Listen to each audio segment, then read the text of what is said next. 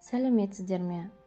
Адамның адамшылдығы жақсы ұстаздан деп ұлы Абай айтқандай, мұғалім тәрбиесі мен өнегесі оқушының болашақ азығы. Білім көкжиегінде қалықтаған құстай жер-жаһанға білім нәрін себетін бірден-бір адам ол мұғалім. Мен Иманалиева Жанара Ыдырысбекқызы, Тараз қаласы номері 47 орта мектептің бастауыш сынып мұғалімімін. Оқушы сабақ барысында оқу бағдарламасына сәйкес материалдарды игеріп қана қоймай, жаңаны тануға, ізденуге, қиялдауға, зерттеуге, сырын ашуға шабыт алу керек. Кез келген сабақты алдын ала жоспарлау кезінде әр бөлімде нені оқытамын, қандай оқу мақсаттарына қол жеткіземін, оқушыларым білімді оңай игеру үшін қандай іс-әрекеттерді қолданған тиімді, алдын ала қандай мәселелерге көңіл бөлу керек, қай бағытта жетелеймін деген сияқты сұрақтар төңірегінде ойланамын. Бүгінгі таңда жаңа инновациялық технологиялармен, сын тұрғысынан ойлау технологиясымен, Білім-ленд платформасымен, Canva, Kahoot, Flickr, WordAll бағдарламаларымен жұмыс жасап келемін. Бұл әдістерді қолданудың оқушылар үшін пайдасы зор. Оқушылардың сабаққа қызығушылығы арта отырып, ойлау қабілеті, тілдік қоры, сөйлеу дағдысы қалыптасады. Назарларыңызға 3-ші сыныптың дүниетану пәні бойынша өткізілген сабағымды ұсынамын. Сабақтың тақырыбы отбасының берекесі бәрінен де қымбат. Оқу мақсаты өз әулетінің құндылықтарын анықтау, қоғамда өзін-өзі ұстау, әдеп нормаларын түсіндіру. Балалар, сабаққа қандай көңіл күймен келдіңдер? Кәні, көрсетіңдерші? Көңіл күйлерің қандай сендердің?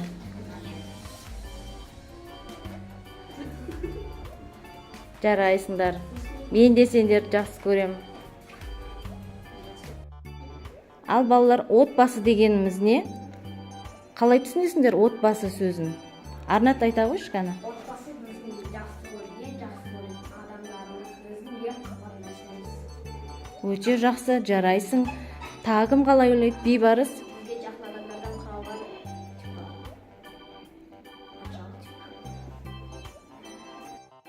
Тағы кім айтады балалар? Отбасы дегеніміз кімдер? отбасы дегеніміз Дастан айта ғой. біздің ең басты құндылығымыз. Өте тамаша. Ұлағат, сен қалай ойлайсың? Ең жақын адам. Өте жақсы. Дастан? Отбасы деген біздің байлығымыз.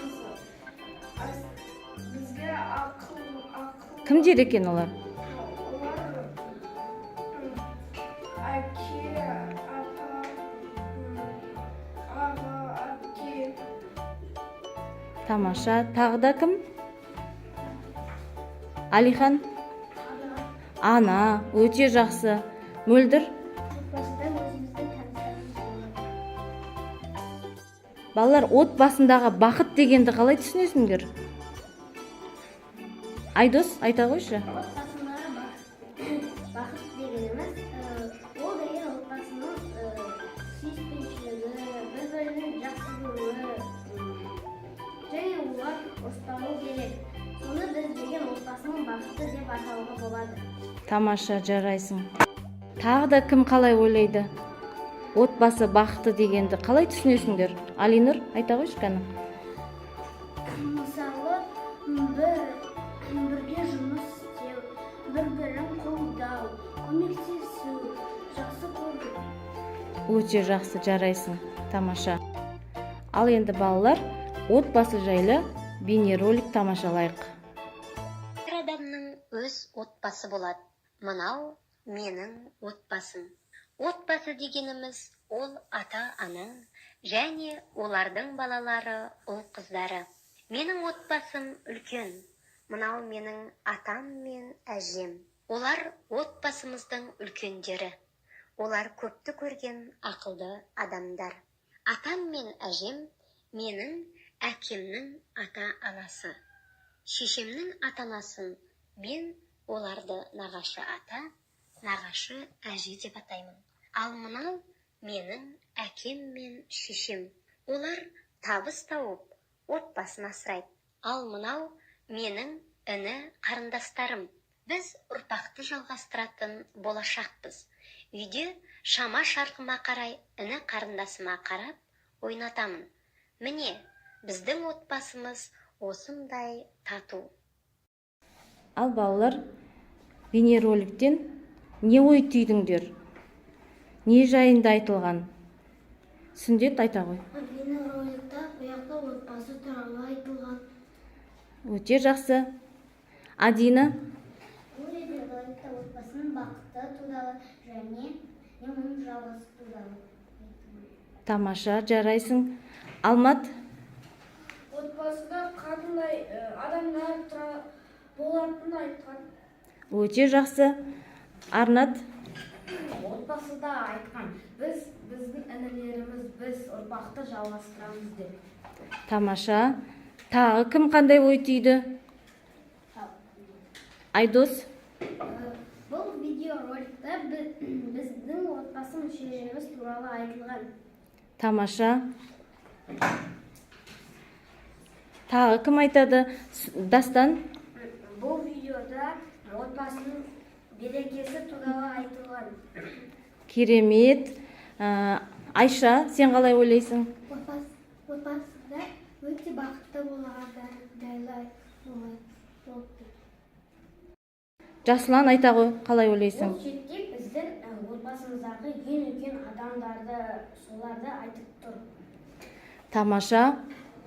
Асылжан? Отбасында ең үлкенді адамдарды айтып отыр. Кімдер екен олар, үлкен кісі? Ата, апа, әке, ана. Жарайсың. Алихан? Кім? Алинұр айта ғой. Отбасыда сенің анаңның әкесі мен апасы саған нағашы ата және нағашы ата болды. Керемет. Тағы да кім айтады? Сүндет айта ғой. Отбасында ояқта адамдар бір-бірінің сыйластығы туралы айтылған. Керемет. Арнат? Жарайсың. Әкеміздің мамасы мен анасы мен әкесі бізге туған әже мен ата болады. Керемет. Дастан? Отбасы барлығы бір-бірін сыйлап, ұрыспай, Тату болып, тату болып, төбелеспей. ынтымақты.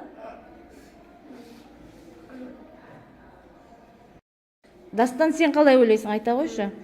Мұнда атасы, әжесі, және әкесі, анасы, қарындасы, інісі өзі туралы айтылған. Олар кімдер деп атайды екенбіз? Оларды біз отбасы деп атаймыз. Отбасы? Отбасы мүшесі деп атаймыз. Мүшелері дейміз. Ұлағат айта ғой. Ол жерде үлкендерді сыйлау керегін, ұрыспау керегін айтылған. Өте тамаша, жарайсыңдар балалар. Еңлік? Мұнда бақыт туралы айтылған, сыйластық туралы айтылған. Керемет. Мөлдір? Олар өте мейірімді. Дұрыс, бір-біріне мейірімді екен бір-біріне. Жасұлан? Мұнда отбасы бізге жақын адамдардан құралады деп айтылып тұр. Тамаша. Алмат, сен қалай ойлайсың? Ол жақта біздің анамыздың әкесі мен анасы, нағашы ата мен нағашы әже болып айтамыз. Бейбарыс, жарайсың. Отбасы кімнен тұратынын айтылған. Өте тамаша.